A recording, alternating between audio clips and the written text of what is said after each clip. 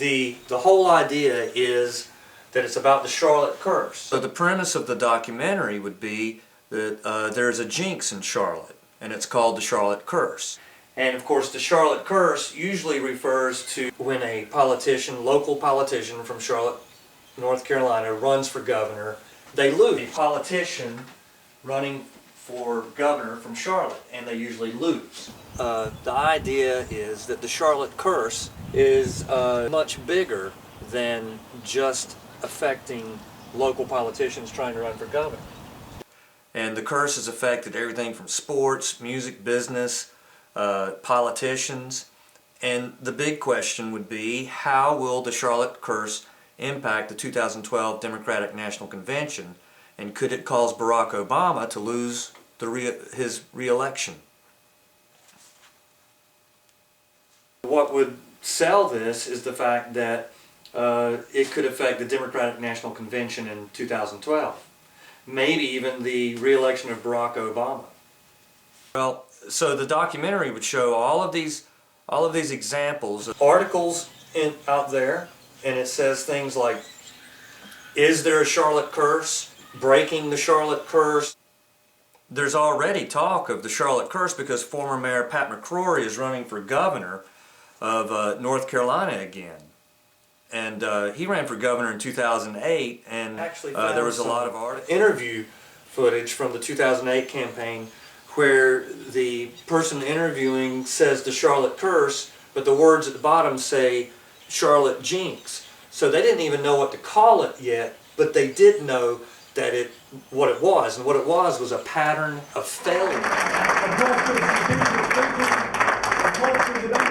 can break the Charlotte curse and actually take the governor's mansion? Oh, absolutely. Why? Absolutely.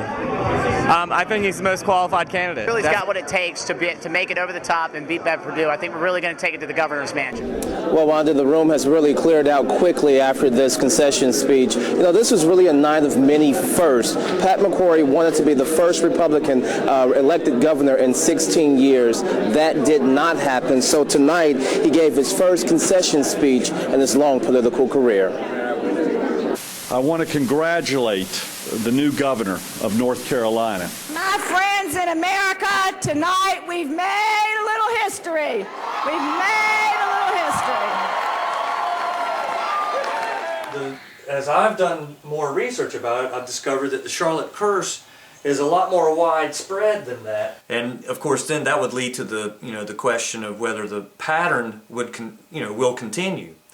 And because if it does, it will be breaking news. NBC News is reporting a DNC decision has come in. It will be Charlotte in 2012. Finally, a decision. Now Charlotte is getting ready to host the next Democratic National Convention. This victory for Charlotte, a culmination of decades of city building. Ladies and gentlemen, it is my great pleasure to express how excited I am as the mayor of the city of Charlotte to welcome the 2012 Democratic National Convention, the People's Convention, to the city of Charlotte. Wasn't that good news?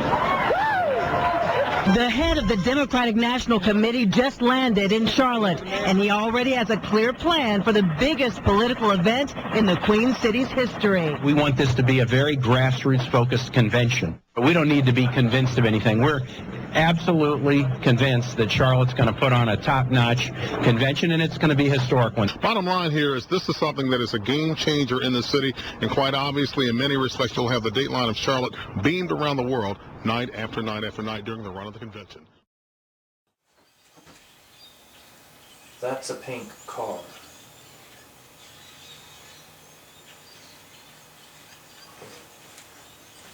So,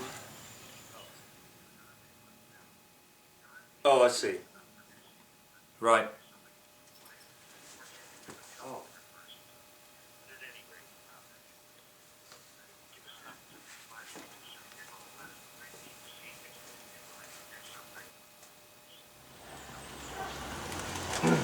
Okay. Yeah, I guess that would be bad if all your business is coming from Charlotte.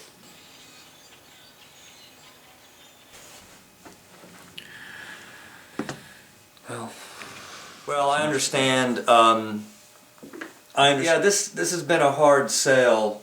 The filmmakers from Charlotte are not interested.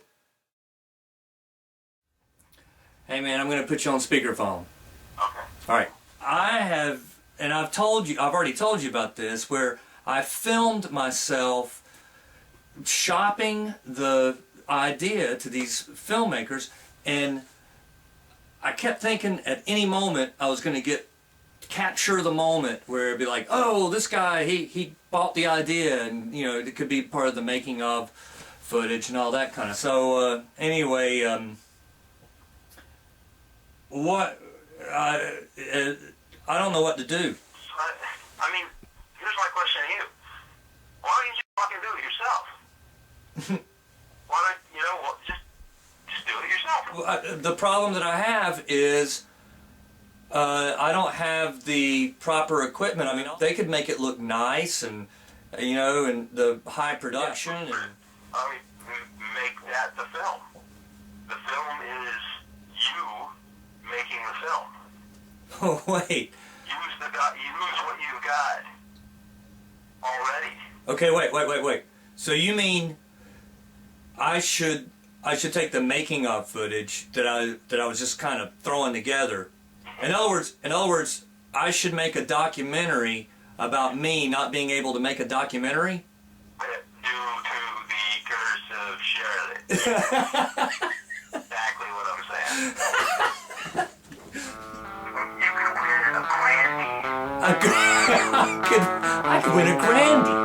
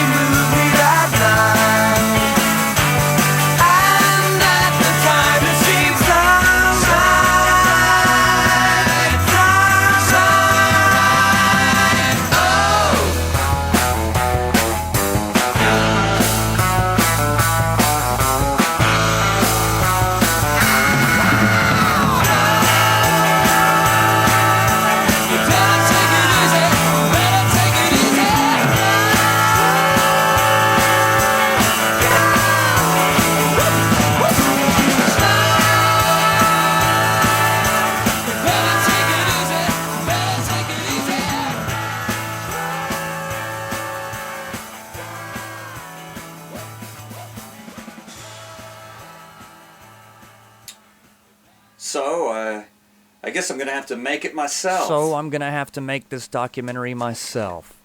That's right, the voiceover stuff, the camera work, the editing. Because nobody wants to make this film but me. You? You. Me? It really is the Charlotte curse. But you've got to get out of your little man cave. Nobody wants to watch you talk to yourself, including me. That's better. In the coming episodes, I'm going to interview and present stories of how the Charlotte curse has affected sports, music, business, and even the economy. Oh, look, it's the Bank of America building. They call it the Crown of Charlotte. Bank of America is selling it. Would you like to buy a skyscraper? We'll talk about that later. Tune in to the next episode of The Charlotte Curse. where you will discover a city that is both wonderful and strange, from the past, in the present, and quite possibly to the future.